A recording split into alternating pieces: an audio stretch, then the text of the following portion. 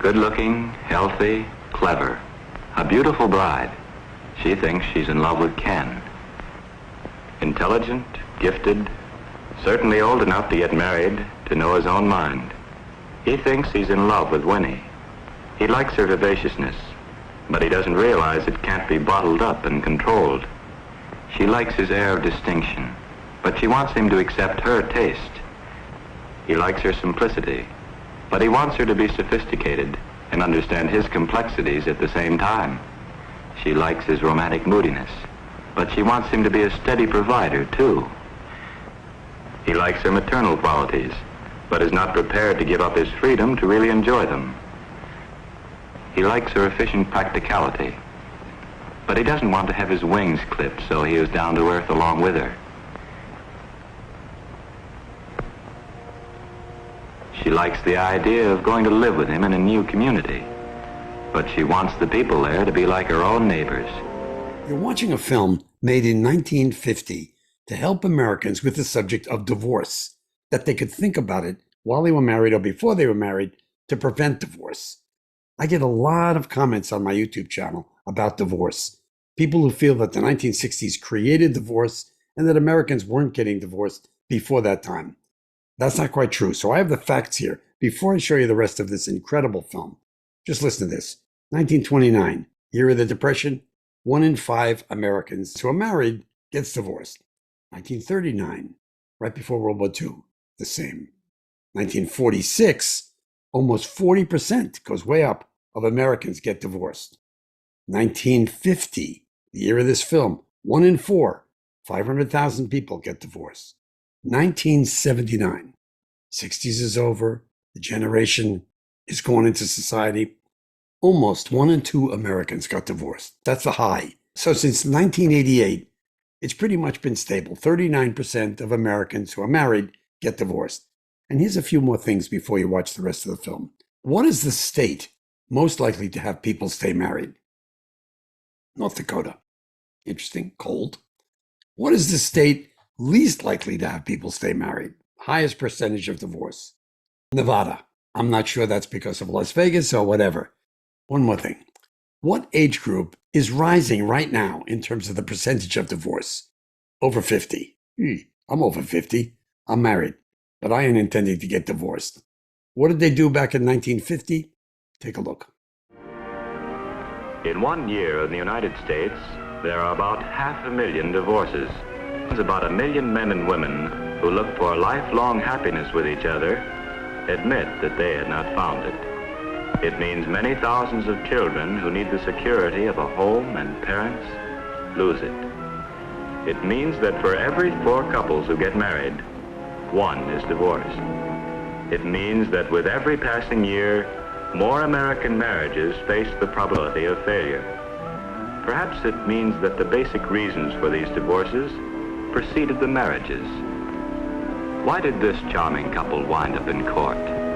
Why did it have to happen this way for them? Whose fault was it? What was wrong? Was it bad luck? Was it fate? For before they became bride and groom, these two were in love.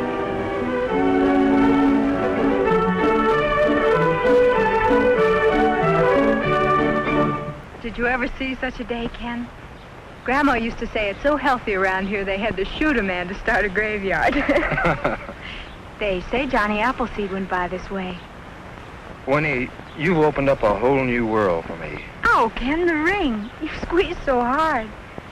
Isn't it rich looking and unusual? And inexpensive, too. Ken, I can hardly wait until September to get away. It'll be such fun to be together all the time, and we'll be so close to everything in New York. Art shows and foreign films, and well, I'll even see the ocean for the first time. Ken, do you like babies? Sure. Your own? I hadn't thought of it. Are you insured, Ken? No. Why? Well, we know so awfully little about one another, don't we? Wouldn't it be nice if we could just wander up a road like this with never a care? Oh, yes, darling, but someday we've got to stop and think things out. Sure, but I'm awful hungry right now. Well, come on. Ken, let's not think too far ahead yet. Let's just fill every second with minutes. Nothing's changed, has it, Ken? Of course not, Angel. I'm still a mystery to you. As mysterious as life itself. I wanted to stay this way forever and ever. The earth and the grass hold grand international confabulation with the sun, while man, the stumbler and finder, goes on. But, Ken, that's beautiful. You're a great writer. A teacher of great writing, Winnie. That was your most famous poet. Sandberg, I know. But, Ken, you're going to be greater than he. You're going to be one of the most famous novelists in America. If I ever get the novel written. What do you mean, if? Of course you will. That depends on how easy you are to catch with a typewriter. I never run away from you. Not really. Sometimes you do.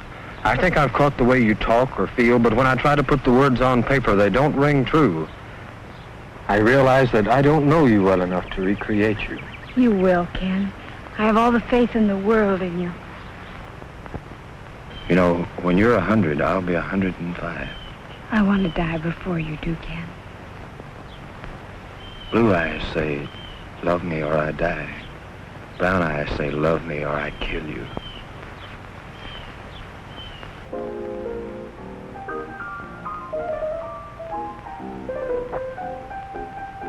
And the honeymoon's all set? I still can't believe it, Ken. You were so delightfully unattached. Don't worry, Winnie. You're the most charming of them all. Ken, I know where I can get you some lovely odd chairs, very functional. Oh? But I thought we were going to have early American, darling. You can trust Fran, Winnie. Her taste is faultless. Why don't we go watch the moon, Peter, while they plan a home for me? Oh, I wouldn't dare, Winnie. I might lose my head. Why don't you tell Fran about your novel, Ken? Is it a secret? Yes, our secret. Why, Ken, I didn't know you had it in you. You just haven't appreciated him. It won't be long before the whole world knows the real Ken. Do tell me about it. I'd rather not. It's a little early, or late, rather. Shall we go? Don't you think we make a charming couple? Did I make an impression, Ken? You did all right. I wanted so much to do the right thing. I know. But I felt so left out. That could happen to anybody. Ken, are they all like Fran? Intellectuals, you mean? No snobs. You're imagining that, Winnie. You'll get used to them. It'll take time. To get elevated to her level, is that what you mean? Ken, how can you sit there and be so superior? Don't I count? Of course you do, Winnie. But you can't expect me to give up Fran and Pete. They're my kind of people. I'd hoped that we'd be like them. Well, I don't want to be like her. But what's the matter with Fran and Pete? Ken, I think you better take me home. If that's what you want, sure. Why not?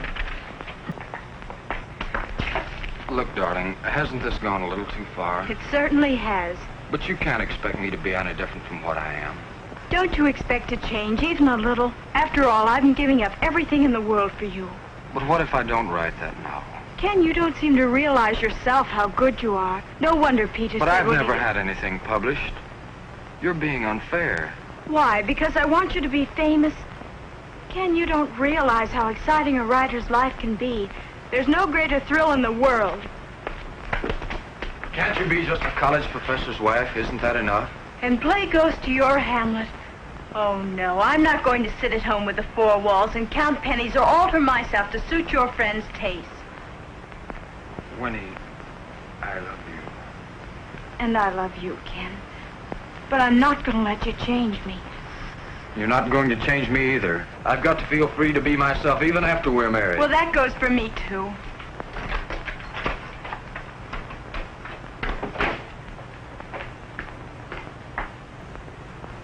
Good-looking, healthy, clever.